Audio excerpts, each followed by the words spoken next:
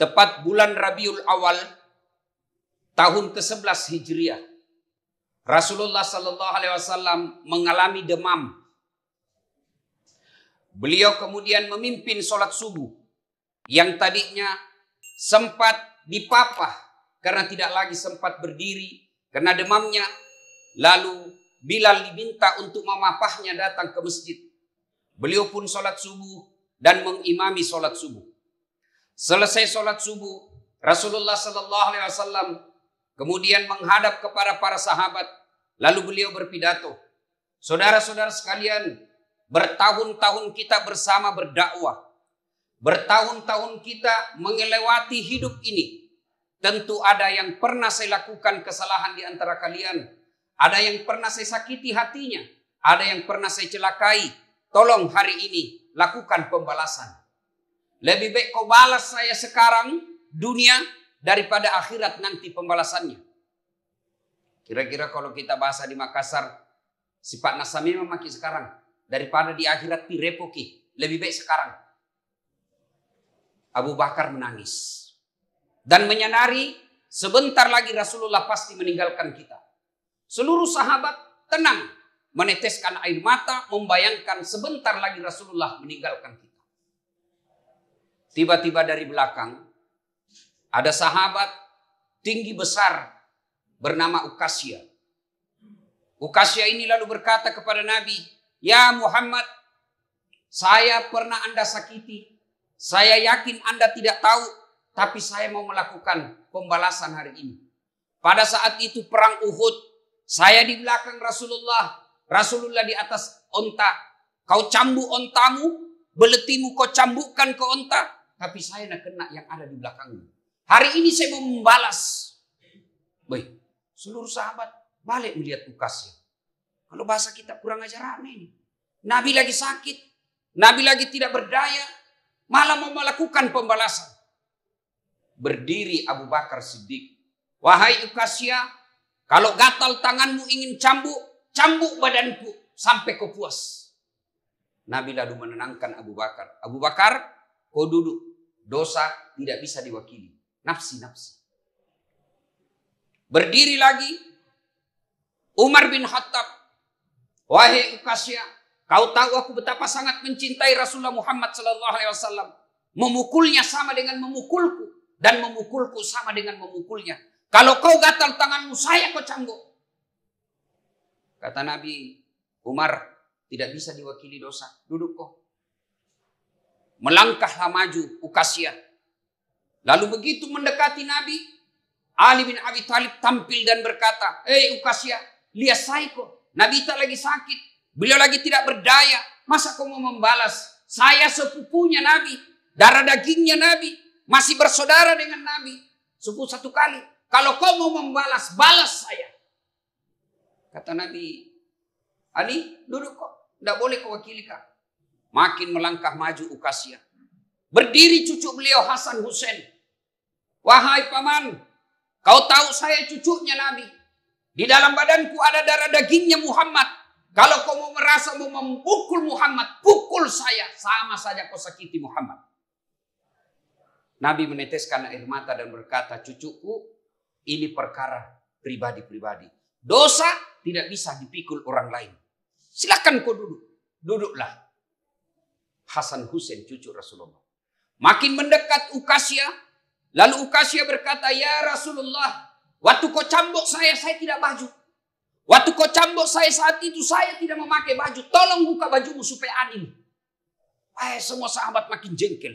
Kurang ajar aneh ini. Nabi lalu membuka bajunya. Ukasya lalu mendekati Nabi. Dia buang cambuknya. Lalu dia peluk badan Nabi. Menangis di dadanya Nabi. Saya tahu sebentar lagi engkau meninggalkan kami. Saya tahu engkau akan pergi selama-lamanya. Ingin sekali kasihan ini kulitku yang hina ini menyentuh kulitmu yang mulia. Karena kalaupun saya besok-besok ada Allah takdirkan masuk surga, pasti beda kelas tak. Saya mau kulitku yang hina ini sebagai sahabatmu. Mau sekali saya menyentuh kulitmu ya Rasulullah. Ukasya menangis. Nabi pun terharu dan berkata, saudara-saudara sekalian, kau mau lihat temanku nanti di akhirat? Inilah teman saya nanti di akhirat. Kenapa? Karena begitu cintanya kepada Muhammad Sallallahu Alaihi Wasallam. Sidang Jumat yang saya muliakan, kisah sederhana tentu menjadi pelajaran sangat berarti buat kita. Mencintai Rasulullah, bagian dari password masuk ke dalam surga. Itulah sebabnya, salah satu doa, salah satu sebab kenapa doa kita tidak diijabah oleh Allah. 24 jam Bapak berdoa, bahkan bangun sholat tengah malam di waktu mustajab berdoa. Bapak ke tanah suci, ke Baitullah, tempat mustajab berdoa. Tapi ketika Bapak tidak mencintai Rasulullah, doa tidak akan sampai. Dan salah satu wujud orang yang tidak mencintai Rasulullah, yaitu mereka yang apabila disebut namanya Nabi, dia tidak bersalawat kepada Muhammad Sallallahu Alaihi Wasallam. Jadi kami beda, kita saja di sini. Begitu kita dengar nama Nabi, tidak ada itu. Kita tidak bersalawat, padahal itu perintah agama. Komong kalinga isana Nabi tak masalawat koripam masina pun. Ketika engkau mendengar nama Muhammad, maka lanjutkan Sallallahu Alaihi Wasallam. Bahkan Nabi dengan jelas mengatakan, sepelit-pelit umatku di antara kalian yang paling bakil, dia dengar namaku dan dia tidak bersalawat kepada Muhammad Sallallahu Alaihi Wasallam. Sudah Jumat yang saya muliakan, pertanyaan mendasar. Kan lewat mini Nabi, tidak bisa dipeluk badannya. Kalau Abu Bakar Siddiq, ketika cintanya kepada Nabi di Gua Zur, ketika Nabi dikejar oleh kafir-kafir Quraisy mau dibunuh ketika beliau hijrah, di Gua Zur, Nabi lagi tidur-tidur. Ada kala jengking keluar, ingin menyengat badan Rasulullah. Abu Bakar Siddiq, dia masukkan jari-jari tangannya untuk melindungi Rasulullah. Tangannya dijepit kala jengking. Abu Bakar dia gigit lidahnya supaya tidak teriak. Jam itu kita lakukan. Jam itu kita cari sarang kala jengking kita kasih masuk tangan kan. Tidak itu. Tidak bukan juga kita membuat cerita-cerita bohong. Tidak ada lagi di depan kita Rasulullah. Lalu bagaimana mencintai Rasulullah? Satu, cinta kepada Rasulullah menurut ulama. Banyak-banyak sebut namanya. Masih ingat waktu tak jatuh cinta tuh waktu tak SMA? Itu kalau ada orang kita suka kan selalu disebut namanya. Bagaimana cara menyebut nama Nabi? Ada adabnya. Ya ayyuhalladzina amanu sallu alaihi wasallimu taslima. Ada tata caranya, ada etikanya ketika bersalawat kepada Nabi. Tidaklah beretika bersalawat sambil merokok. Tidaklah beretika bersalawat sambil ngopi. Itu agama mengajarkan. Innallaha wa malaikatahu yusalluna 'alan nabi. Ya ayyuhalladzina amanu sallu alaihi wa sallimu taslima. Para sahabat, para tabi'in, dan para ulama-ulama masyhur terdahulu, kalau beliau duduk mendengar nama Nabi Muhammad sallallahu alaihi wasallam, mereka berdiri menghormati Nabi. Itulah sebabnya tradisi kita mak barasanji.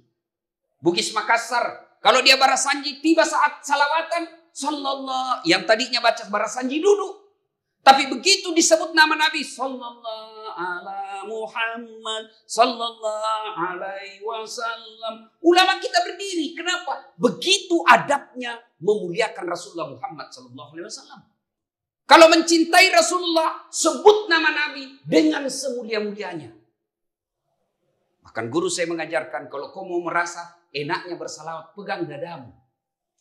Ya Nabi salam alaik. Allahumma salli ala Sayyidina Muhammad wa ala ali Sayyidina Muhammad. Rasa-rasanya ada Nabi di depan kita.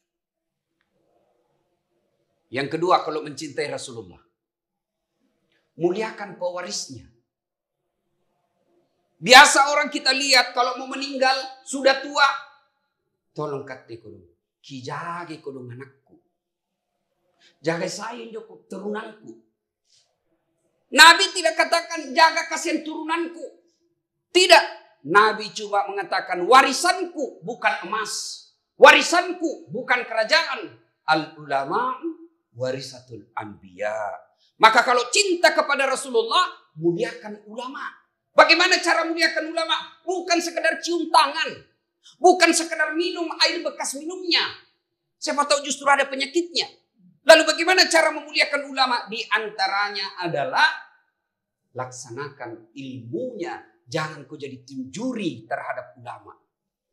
Kan ada itu yang begitu. Tahu wajah gua pun nanya injo ceramah. Hebat namamu. Tapi injo baca. Jelek ceramah mana? Padahal sumber ilmunya sama, Quran dan Sunnah. Mungkin metode dan caranya berbeda, tapi hargai ketika ada pendapat yang disampaikan. Yang ketiga, cara mencintai Rasulullah. Laksanakan sunnah-sunnahnya. Jam yang panjang-panjang dulu, sunnah-sunnahnya. Jadikan Rasulullah sebagai teladan. Yang paling utama dan mendesak kita teladani Nabi, akhlaknya. Tata cara kehidupan memuliakan manusia. Nabi pernah ditanya, ya Rasulullah, untuk apa kau diutus ke muka bumi ini? Nabi menjawab dengan satu kalimat, liutammimal makarimal akhlak, memperbaiki akhlak manusia. Sering kita melihat alim dia, hafal Quran dia, menguasai ilmu fikih dan agama, tasawuf dia tahu, tapi dia tidak tahu bagaimana bertetangga yang baik. Ada orang ahli hadis, tapi ketika berbeda pendapat dengan ulama lain, mereka saling memaki. Sesungguhnya bukan orang mulia. Akhlaknya Rasulullah, teladani Rasulullah, termasuk yang mendesak kita teladani Rasulullah. Datang kau di masjid, lebih awal saya kau datang. Jumat saja dulu. Tapi lihat kalau Jumat, dia Jumat, setiap Jumat. Tandai bedek muka itu terlambat. Tandai itu lihat dia itu terlambat tadi. Dia lagi tuh minggu depan dia lagi. Katanya mau mencintai Rasulullah. Katanya mau minum air di telaga Rasulullah bersama di telaga Al-Kautsar. Tapi kita tidak cinta Rasul. Mana buktinya tidak cinta Rasul? Nabi katakan datang kau lebih awal sholat Jumat. Tapi apa yang kita lakukan? Tiap Jumat terlambat. Wali kota, gubernur, menteri terlambat. Barangkali banyak urusannya di kantornya. Tapi kata pengangguran. Di warkop jago menunggu. Bahkan kau bilang sebentar nih masih lama khotbah. Selesai khotbah baru kita masuk. Mau kau masuk surga sama Rasulullah. Sadar. Cintai Rasulullah. Lebih awal datang ke masjid. Cintai Rasulullah dengan apa? Perilakunya. Bagaimana Rasulullah kepada istrinya. Tidak pernah istrinya sakit hatinya. 11 istri Nabi Pak. 10 sit di benena Nabi tak. 11 tidak ada pernah mengatakan menyesalku bersuami Muhammad. Kita satu istri tak menderita lahir batin. Kalau kita cinta kepada Rasulullah, bagaimana Rasulullah mendidik anaknya? Bagaimana Rasulullah di kantor? Adab Rasulullah tidak pernah ketemu seseorang kecuali Rasulullah jabat tangan. Dan adabnya Rasulullah tidak pernah duluan Nabi lepas tangannya sebelum temannya, sahabatnya lepaskan tangannya. Coba kita mulai amalkan itu Pak. Setiap ketemu dengan sahabat, tapi sekarang ada corona di jalan orang jabat tangan. Tapi Rasulullah begitu adabnya. Manusia mulia Pak. Manusia mulia. Sampai Nabi kata Allah berfirman, Muhammad, andai saja bukan karena engkau, saya tidak ciptakan dunia dan isinya.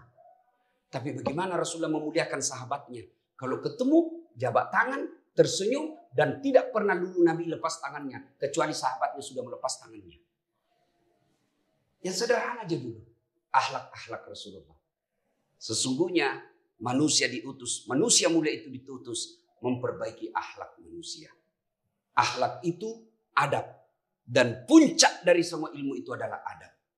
Mudah-mudahan Allah Subhanahu wa Ta'ala menanamkan kecintaan kita kepada Rasulullah Muhammad SAW dan dalam wujud memperbaiki akhlak kita. Akhlak kepada orang lain, akhlak kepada keluarga. Sebuah manfaat, lebih dan kurangnya mohon dimaafkan. Fastabiqul khairat. Barakallahu li wa lakum wa izza'il mu'minin. Innahu huwal ghafurur rahim.